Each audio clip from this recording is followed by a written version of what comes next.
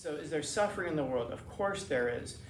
And could there be less? I don't know if there could be less. Could there be more suffering? Oh yeah. Oh yeah. You ever ask yourself, man, can things get any worse? Oh yeah.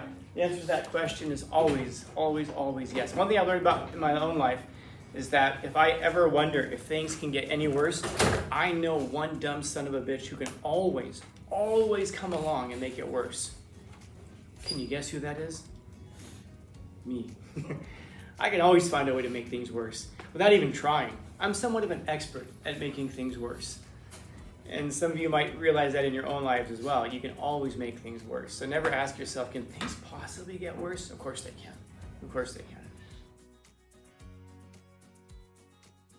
If I believe that,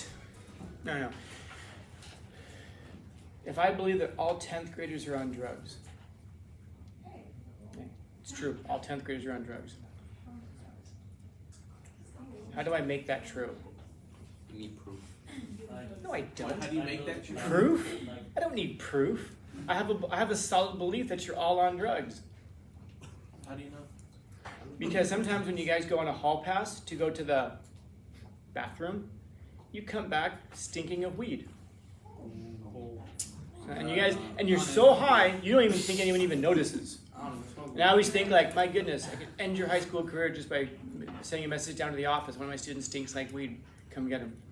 And you think like, wow, what are they gonna find? You're all on weed. So how am I making this true? Just you're making up information. Based off of? Based off of like 1 or 2 experiences. Yeah. Yeah, I don't have to test all of you. I've only got to check a couple of you. And based off of that very deep analysis that I've done of looking at just a couple. Now, of course, you can point out and say, yeah, but isn't it like the same people who go to the bathroom every day, the same time? You ever notice that? But you're going to the bathroom, of course. Yeah, so then aren't you just like taking a sample of just like the ones who are most likely to be causing trouble? Yeah, but still. You know what I mean? Like sometimes you can have a view that is completely impervious to reason. You can show someone all of the evidence to the contrary. You can say, aren't you taking a very small group? Of that small group, aren't you taking even a smaller subsection of that and then applying it to everybody? Yeah, but isn't that how stereotyping works? Isn't that how like prejudice works? Isn't that how racism works? And of course, none of us are racist. It's everybody else who's racist, but never, never, ever us. It's everybody else who's prejudiced. It's never, ever, ever us. It's everybody else who has stereotypes, but never, ever, ever us. So, yeah, the optimist is the person who's going to see the best in the world and say, you know what, this is the best of all possible worlds. Like, I'm always hesitant when people begin sentences with like, I mean, okay, fine, it's not perfect. Whoever said anybody is supposed to be perfect?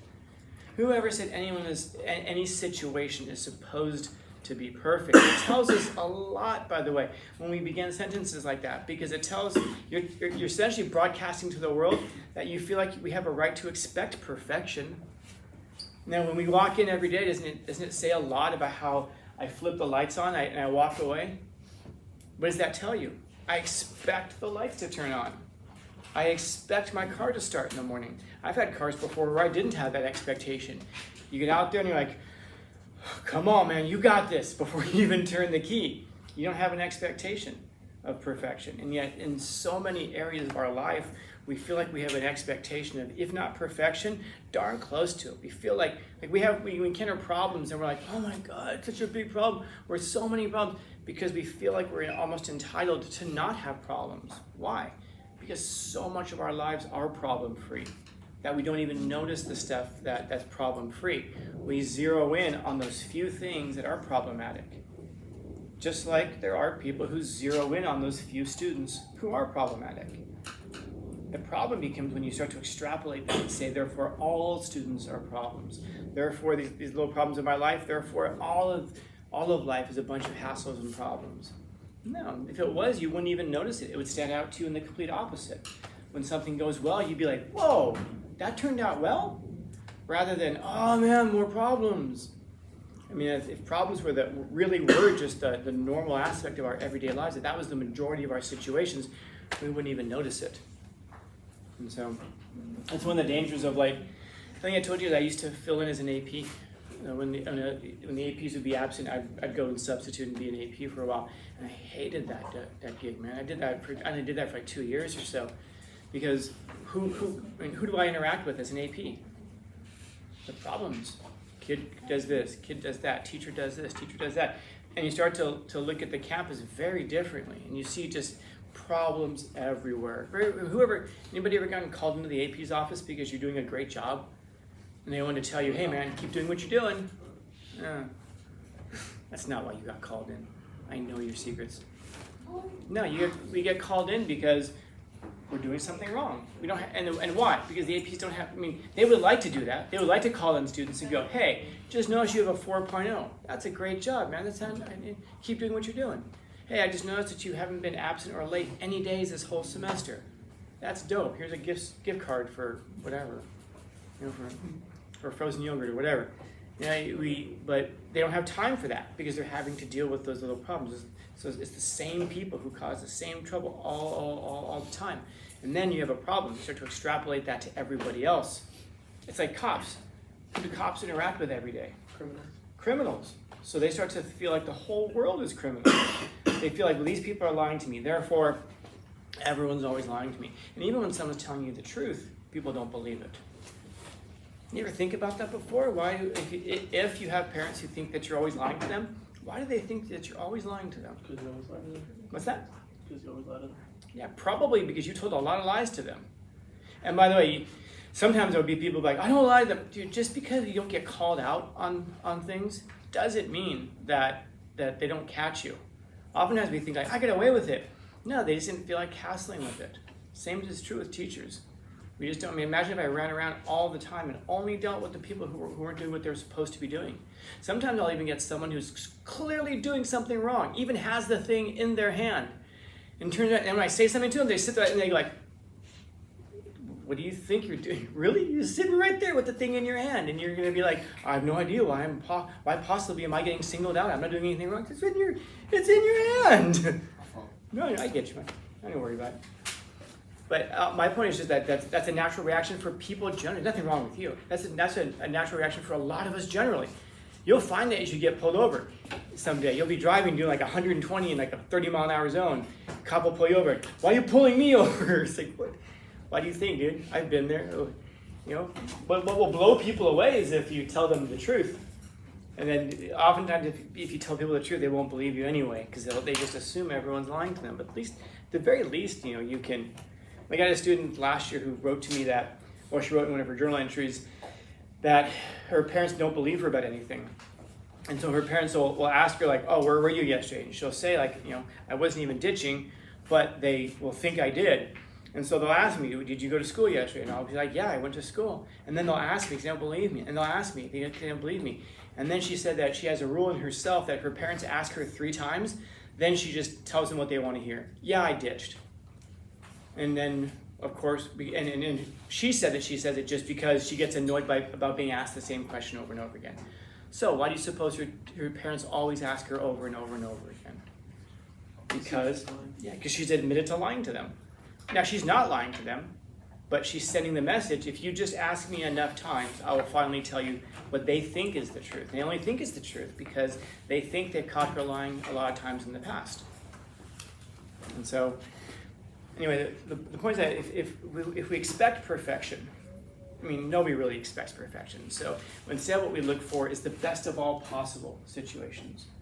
It isn't like, maybe you might say, good example, like people will say, I'm not the best student. Okay, but are you as good of a student as you could be? I'm not the best football player, but are you as good as you could be? I'm not the best babysitter. Are you as good as you could be? I'm not the best fill in the blank. But really, are you as good as you could be?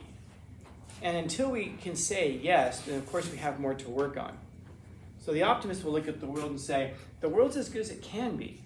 Why? Because of all the different opinions and the different perspectives. And so is there suffering in the world? Of course there is. And could there be less? I don't know if there could be less. Could there be more suffering? Oh yeah. Oh yeah. You ever ask yourself, man, can things get any worse? Oh yeah. The answer to that question is always, always, always yes. One thing I learned about in my own life is that if I ever wonder if things can get any worse, I know one dumb son of a bitch who can always, always come along and make it worse.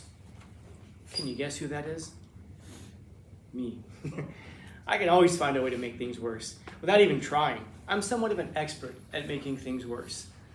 And some of you might realize that in your own lives as well. You can always make things worse. So never ask yourself, can things possibly get worse? Of course they can. Of course they can. But things might be as good as they possibly can be. Here's the problem that the pessimist sees. With bated breath. Things are, if this is as good as they can be, man, that sucks. Because things are really messed up. So the pessimist would look at it and go, this is as good as it can get? Oh man, we're doomed. We really are doomed. So, where this actually, well, I'll tell you in a minute where this actually comes from, but that's the short of it. And so, can things ever get worse? Of course. Of course. And by the way, sometimes you make things worse by trying to make things better. You ever try talking to a person and trying to calm them down and you make things way, way worse? Hey guys, the best way to calm your girlfriend down is just to tell her to calm down. Tell her that she's just being overly emotional. And then get back on your phone to send some more messages while she's talking to you about something important. That always solves the problems. Yeah, there's your life lesson for today. Right? Yeah. Yeah, just try that. See how that goes. Oh, keep your hands up, by the way, when you do that. You want to keep your hands up. Now you can always make things worse, man. Making things better, that's hard. That's why the pessimistic view, like we say, there's all these problems in the world, then we scratch our chin and we frown. Dude, any fifth grader can look at the world and see problems. The genius is the one who's able to look at the problems and go, here's how we can make it better, though. And again, not making it better in a way that somehow manages to make things infinitely worse, but coming up with actual solutions that do make things better. Like, just real quick, I'll finish it.